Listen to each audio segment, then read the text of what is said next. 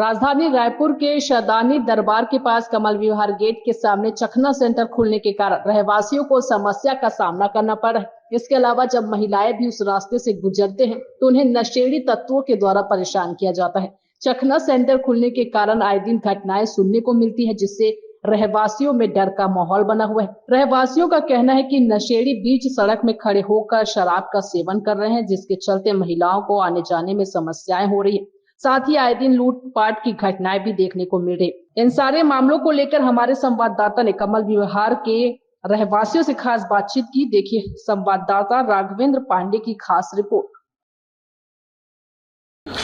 नमस्कार, स्वागत है आपका न्यूज प्लस 21 में। अभी मैं मौजूद हूँ राजधानी के कमल विहार में, जहां चखना सेंटर खुलने के कारण रहवासियों को तकलीफों का सामना करना पड़ रहा है। आपको बता दें कि इधर से जब आप आगे जाएंगे तो आपको एक दारू भट्टी मिलेगी। वहां से जो नशेड़ी तत्व के जो लोग हैं वो दारू खरीद कर यहाँ आकर चखना सेंटर में दारू पी रहे हैं बीच सड़क में। इसके अलावा चखना सेंटर खुले होने के कारण यहाँ पर आपराधिक घटनाएं भी देखने को मिल रही है, जिसके चलते रहवासियों को तकलीफों का सामना करना पड़ रहा है। ये कमल विहार क्षेत्र है जो ग्रामीण क्षेत्र के अंदर आता है, जिसके विधायक मोतीलाल साहू है और उनके अंदर ये सारी चीजें आती है। लेकिन कई बार कंप्लेन करने के बाद भी यहाँ पास रहवासियों की समस्याओं का जो समाधान होना चाहिए वो नहीं हुआ है। रहवासियों ने बताया कि एक बार यहाँ से चखना सेंटर हटाया गया था रात को टीआई के द्वारा, लेकिन उसके बाद फिर से चखना सेंटर खुल चुके हैं। और जो रहवासी है वो यहाँ से जब गुजरते हैं, खास करके जो महिलाएं हैं आधी रात को जब वो आती है, जो यहाँ आगे जो हॉस्पिटल है वहां से जो महिलाएं आती हैं, जो नर्सेस आती हैं,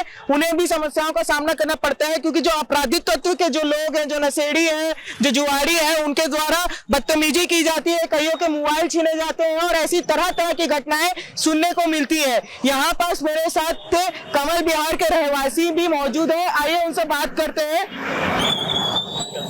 सर, क्या नाम है आपका? सबसे पहले अपना परिचय दीजिए। जी, मैं पूर्व सैनिक पन्नालाल सिन्हा हूँ, सेक्टर 13 में रहता हूँ। जी सर, कैसी कैसी समस्याओं का सामना करना पड़ रहा है आपको? जी, सर्वप्रथम तो मैं ये बता देता हूँ कि मेरा यहाँ पर निःशुल्क सैन्य प्रशिक्षण चलता है, जय श्री राम निःशुल्क सैन्य प्रशिक्षण। उसमें सुबह 5:30 बजे बच्चे आते हैं, जो कि यहाँ पर गेट में और इधर उधर से आते हैं तो रोक करके मोबाइल छीनने का कोशिश होता है। सबसे पहले तो वो वहां से निपटने के बाद में जब हम सुबह दौड़ते हैं तो सामाजिक तत्व इतने हैं कि रात को दारू पी करके बोतल को फेंक दिए रहते हैं, उनसे उनका भिड़ंत होता है और पैर वगैरह ये कट जाता है उनका। तो बहुत बुरी स्थिति है यहाँ पर। और यहाँ पर की और क्या बात करेंगे, बिल्कुल हम लोग स्लम बस्ती में हम लोग यहाँ पर घर बना करके बहुत ही पछता रहे हैं। और पछतावा इतना है कि अपना पूंजी पूरा लगा चुके हैं हम लोग।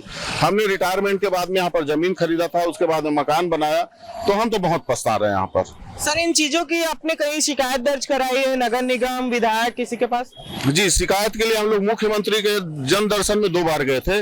वहां से आरडीए का भी हम लोग का मीटिंग हुआ, नगर निगम में भी दिए, पुलिस थाने में दिए। पुलिस थाने वाला बोलता है कि वो माना का मैटर है, माना वाले बोलते हैं कि मुजगान थाना का मैटर है। और ये मैटर हम लोग को ही नहीं समझ में आता है। और हम लोग इतने लाइट में अंधेरा रहता है रात में कि हमारे बच्चे और परिवार के लोग भी घूम नहीं पाते हैं। बड़े बड़े सांप निकलते हैं रात में और बहुत ही समस्या भी है। समस्या का तो कोई गिनती ही नहीं है, समझ लो। मेन चखना सेंटरों के कारण क्या क्या तकलीफें हो रही है? चखना सेंटर है, मछली बाजार बना के रखे हुए हैं। मछली वाकई में बिक रहा है। देखिए आप, 4-4, 5-5, 6-6 दुकान जो है मछलियों का है, और उसमें पानी छिड़क के उसको मछली में डालते हैं। पूरा गड्ढा भरा हुआ है आपके सामने में। आते वक्त तो मैं परसों खुद गिर गया था। यहाँ पर गाड़ियां लाइन से खड़ी होती है। चखना सेंटर में दारू बिकता है, ओपन दारू पीते हैं और वहां से वो लोग जाते हैं। जी सर, आपका क्या नाम है? विनोद बाग मेरा नाम है। सर, एक चीज बताइए, यहाँ पास दुकानें जो लगी हैं ये देख सकते हैं आप अवैध है,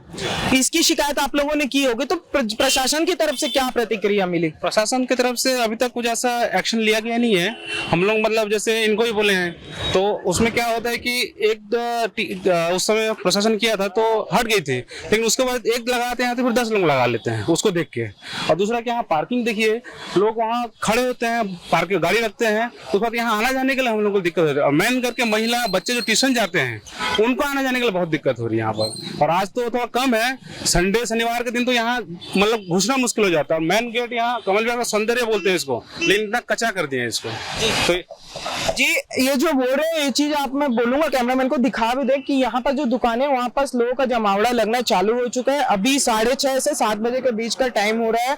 जमावड़ा धीरे धीरे लगना चालू हो चुका है। बीच सड़क है, लोग यहीं से आवागमन कर रहे हैं। और यहाँ पर जो दुकानें हैं ये सारी की सारी इलीगल है, कोई भी परमिट नहीं मिला है इन लोगों को। यहाँ पर सारी की सारी इलीगल दुकानें हैं। यहाँ होना तो ये चाहिए कि पुलिस को आके यहाँ पर कार्रवाई करनी चाहिए, नगर निगम के प्रशासन को आके यहाँ पर कार्रवाई करनी चाहिए, लेकिन वो नहीं हो रहा है। रहवासियों की शिकायत के बाद भी लगातार ये चीजें देखने को मिल रही है। यहाँ और लोग हैं, उन लोग से भी बात कर लेते हैं। रास्ता सिर्फ एक ही चौका है। क्या बोल रहे हैं भैया आप? 4 हॉस्पिटल है, चारों हॉस्पिटल जाने का सिर्फ एक ही रास्ता है। और देखो गड्ढा देख लो, ई रिक्शा में लेके जाते हैं, ऑटो में लेके जाते हैं ना, हाँ यहीं से जाते हैं, प्रॉब्लम होते हैं बहुत। दो तीन बार गाड़ी भी पलट चुका है ई रिक्शा यहाँ पे।